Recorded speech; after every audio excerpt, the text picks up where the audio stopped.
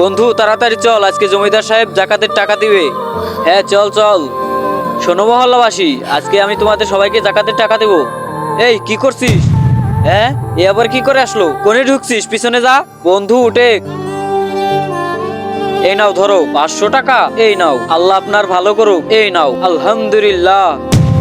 তুই আবার এসেছিস? জানি তুই এভাবে যাবি না। দাঁড়া, 1 2 3 4 5। এই নে ধর। সবাইকে 500 টাকা দিলাম, তোকে 5000 টাকা দিলাম। এরপর থেকে যেন আমার বাড়ির সামনে না দেখি। কি ব্যাপার ভাই, আপনি সবাইকে 500 টাকা দিলেন আর ওকে 5000 টাকা দিলেন কেন? তোর কাছে বলতে হবে নাকি? না না ভাই, আপনার চেহারা আর আমার বন্ধুর চেহারা একরকম দেখতে।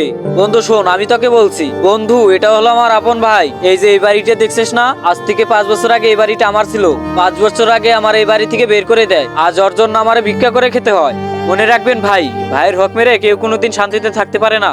বন্ধু থাম, তুই আর ভাইকে কিছু বলিস না। আমরা গরিব মানুষ, সারা জীবন ভিক্ষা করে কাটিয়ে দিবনি। চল বন্ধু। আচ্ছা চলে। বন্ধুরা কখনো ভাইকে কষ্ট দিও না। তোমার কি ভাই আছে? তাহলে তার নামটি কমেন্টে অবশ্যই লিখবে।